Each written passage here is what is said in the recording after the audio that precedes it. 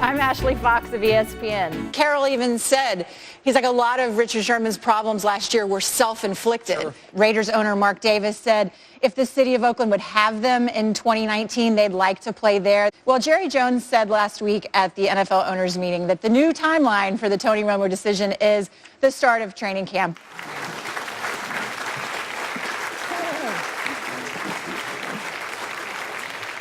We're talking about practice. Who here doesn't know what professional athlete said that?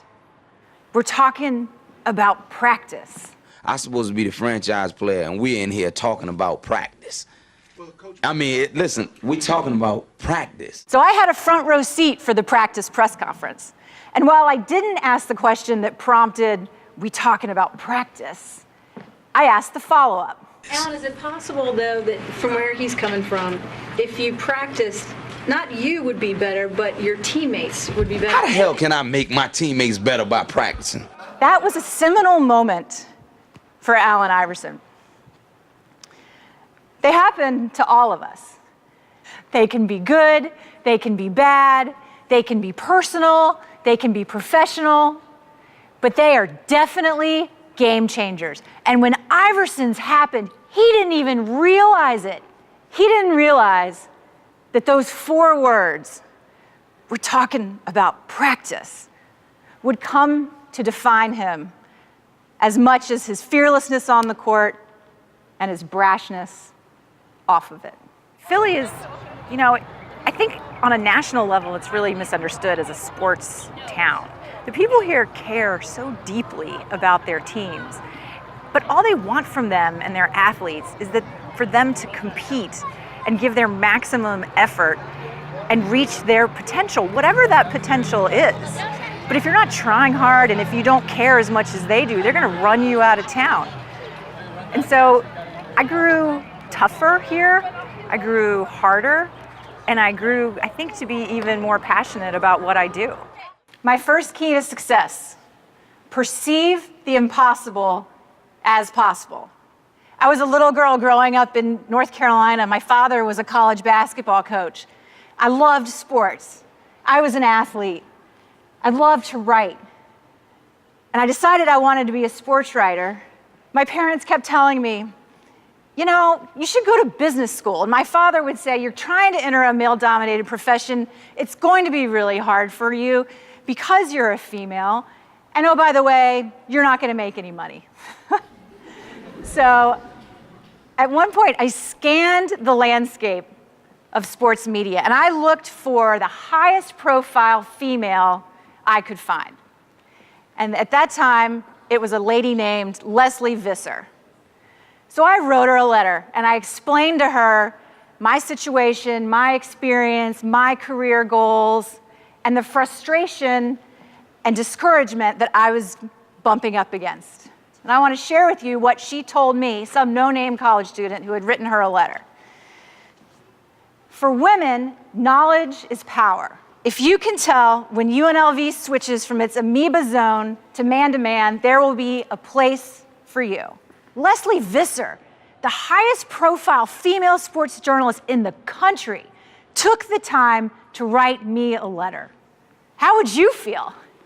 I felt energized. I felt invigorated. I felt like I can do this. I must do this. And 6 months after I got that letter, I walked into the Time and Life building in New York City as a reporter for Sports Illustrated, and I never looked back.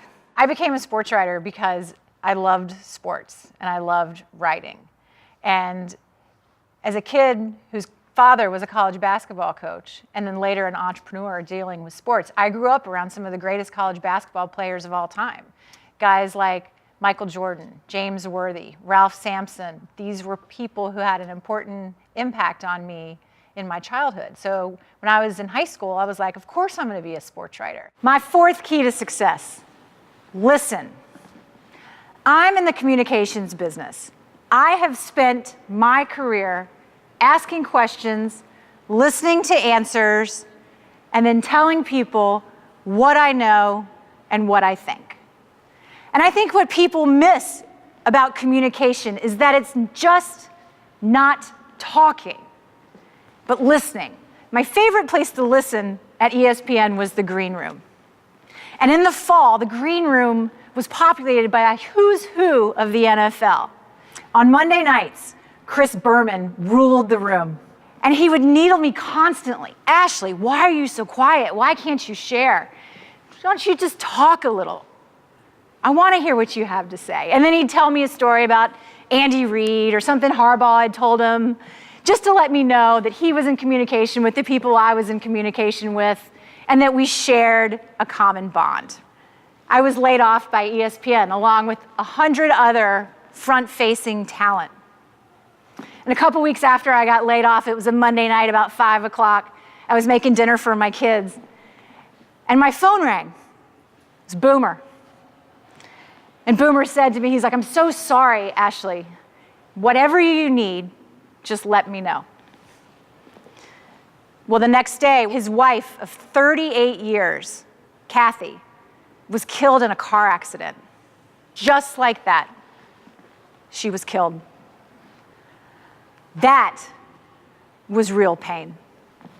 I went to Kathy Berman's memorial service in Connecticut, and it was really tough because all the ESPN executives were there, the ones who decided to lay me off. And at the reception following the memorial service, I stood in line with Andy and Tammy Reid for over an hour waiting to see Boomer. And when I got up to him, he says to me, first thing, "Are you here today because I called you that day?" I said, "No, Boom, I'm here because you told me you would be here for me, and I want you to know that I'm here for you." And that meant something to him because I had listened to him. And that gave me perspective. I'd lost the job I'd worked my entire career to get. But Boomer lost his wife. He lost the love of his life, the mother of his kids. So I picked myself up and I dusted myself off. And I realized that my broadcast career didn't define me.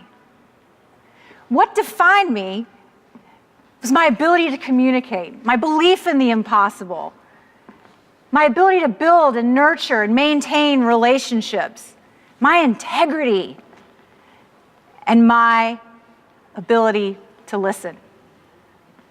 And not even the worldwide leader in sports could take that away from me. And no one can take it away from you either. When you walk out of a talk of mine, you will appreciate communication. You will appreciate the art of listening. You will act with integrity. And you will work to develop and maintain relationships because you never know who you're working with now. That junior employee, next thing you know, he or she could be running the next Fortune 500 company. And you will have tools that will help you that aren't about balancing a budget or hitting a sales goal, but are about bigger picture things that will make you become a better employee and hopefully a better leader. We did a discussion last year, a wonderful presentation, and on the panel, Pat Croce and Jim Lair were among others on it. And Ashley stole the show from my perspective because she was so even and so pleasant and so able to deliver a message of consequence, a message that everybody in the audience could connect with, in part because they had kids who were going to school, and Ashley knew what that was all about. When you listen to her, you'll understand why I believe she's as good a speaker as I've heard in years. I strongly recommend her. I can't say enough good things about her, either as a speaker or as a person.